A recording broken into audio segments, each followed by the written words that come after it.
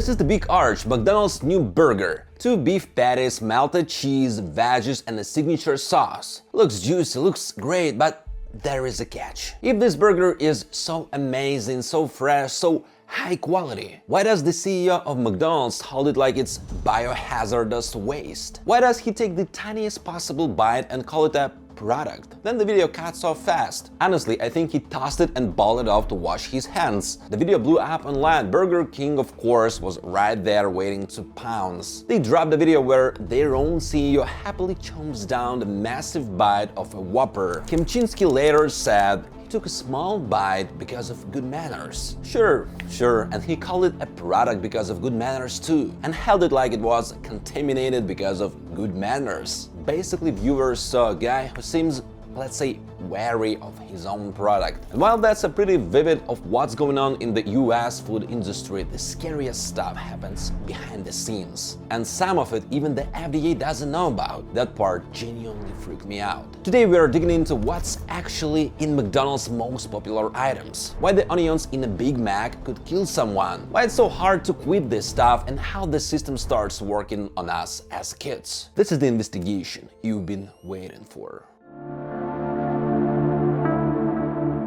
Let's go back to McDonald's and that ad. On February 3rd, 2026, Kemchinski posted an Instagram taste test of the new Big Arch burger. He really did call it a product, took a tiny bite, and the clip ended right after his reaction. It barely hurt the company though. Kemchinski says Big Arch sales actually went up after the scandal. So even a failed attempt to eat his own burger is someone managed to turn into an ad. That kind of scrappy dishonesty has followed the company since the start. In 1961, Ray Kroc bought McDonald's from brothers Richard and Maurice McDonald for $2.7 million. According to their nephew, Kroc also promised the family a permanent cut of revenue. The deal was verbal, never written into the contract, and the family never saw a dime. By his death in 1984, Kroc's net worth was around $600 million. A few years later came the famous Monopoly promotion. Customers collected game pieces for a shot at cash, cars, and other big prizes. From 1989 to 2001, Jerome Jacobson, who handled security for printing those pieces, stole the most valuable ones and passed them to friends and middlemen. Over 12 years, prizes worth $24 million went through his hands. Court records say McDonald's had no idea about the scam, but for 12 years they somehow missed that nearly every big prize went to people connected to one guy. The investigation only started after an anonymous tip to the FBI. If the oversight failed even when millions of dollars were on the line, here's a fair question. How well is this company really controlling what ends up in food for tens of millions of people every day? And why should we trust a company built on lies? Let's start with the pride of American cuisine. Fries. Until 1990, McDonald's fried them in tallow, then switched to vegetable oil, but that familiar meaty taste never left. Now an ingredient called natural beef flavor handles that. That flavoring itself contains wheat and milk derivatives. So calling American McDonald's fries vegetarian is a stretch, and people with milk or wheat allergies are left guessing what's actually in these flavorings. Nuggets aren't much better. Until 2016, they used dimethylpolysiloxane in the process, a silicone anti-foaming agent E900. E900 isn't just for food. It's used in cosmetics, medical products, and packaging to keep things fresh longer. Yeah, that sounds sketchy. McDonald's only changed the recipe after heavy public criticism, meaning it wasn't really a concern for them until people started complaining. There is a real chicken in McNuggets, though it goes through serious processing before it becomes a nugget. Similar story with McFlurry. The base is milk, sugar, cream, and corn syrup, but that smooth texture comes from cellulose, gum,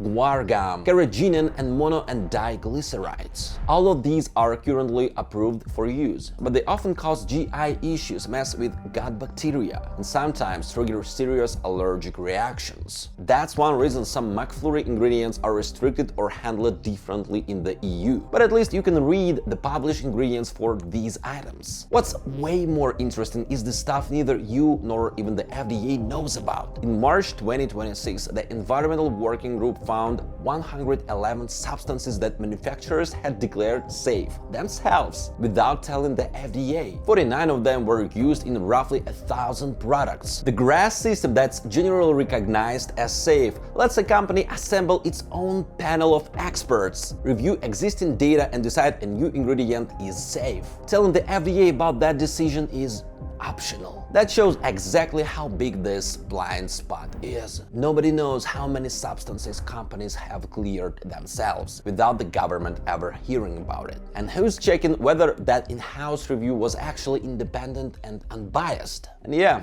unfortunately, sometimes the FDA only finds out once it's too late. Here's where it gets really interesting, but first, a quick personal note. I put out a video every 2 weeks and honestly growth could be better. What keeps me going is literally your likes on every video. So if you're genuinely enjoying this, hit like, drop a comment, subscribe, it helps a ton. My goal is to help you see the real truth in this fast-changing world.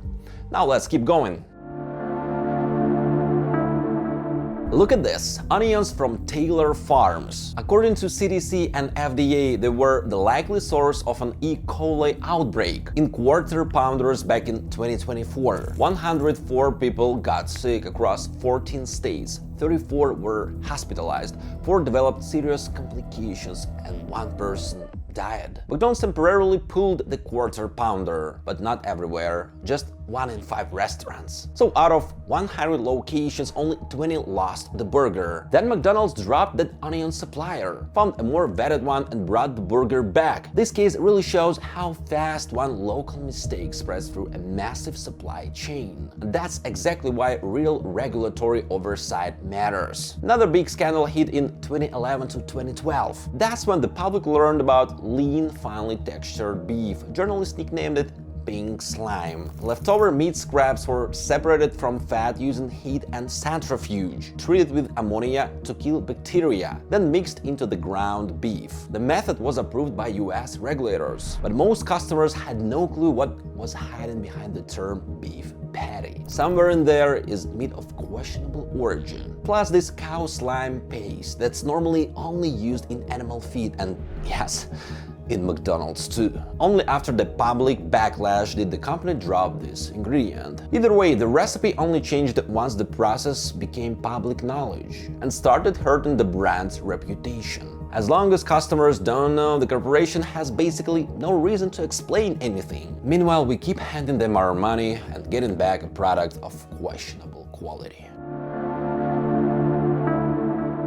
In January 2025, researchers analyzed 740 menu items from 6 major American fast food chains. 85% turned out to be ultra-processed, made with ingredients almost never used in home cooking. Think hydrogenated oils, which can raise heart disease risk. Think cosmetic-grade additives, emulsifiers, dyes, flavor enhancers, all of which can affect your health. All 6 chains use flavorings, xanthan gum, and citric acid. Ingredients used in food, cosmetics, and household chemicals. The National Institutes of Health ran a controlled study to test how food processing affects our appetite, calorie intake, and weight. People on the ultra-processed diet ate about 500 more calories a day than people eating minimally processed food, and as a result gained weight faster. Both diets had similar amount of core nutrients. Why does this happen? This food is usually softer, easier to chew fast, and packs a lot of calories into a short amount of time. And the flavor is engineered around the bliss point, the exact level of sugar, salt, and fat that tastes just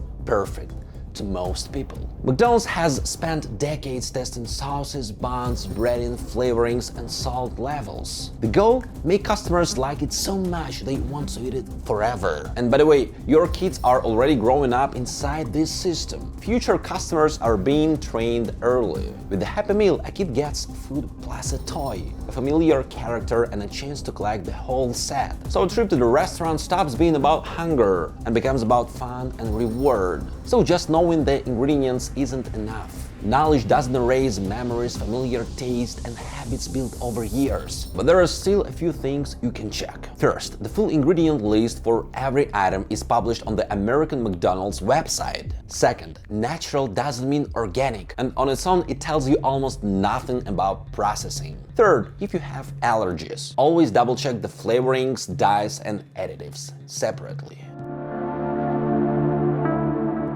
So why do people keep going back to McDonald's even knowing all this? The reason is pretty simple. The company sells a familiar taste, speed, consistency, and food you can get almost anywhere in the country. For a lot of people, adding childhood memories, habit, and that sense of reward. The company has spent decades perfecting every piece of the system, from the sauce recipe to the toy in the Happy Meal. So don't think this is about your willpower. Fighting a giant like this is incredibly hard. McDonald's exists to make money, and in that sense, it's not that different from any other corporation. If you think McDonald's is manipulating you, wait until you hear about an even wilder modern manipulation story from a brand you all know. It's Crumble, you need to see this one. I broke down how they hide a dessert with more calories than a burger behind the 170-calorie label. After this, you'll start reading the fine print on everything.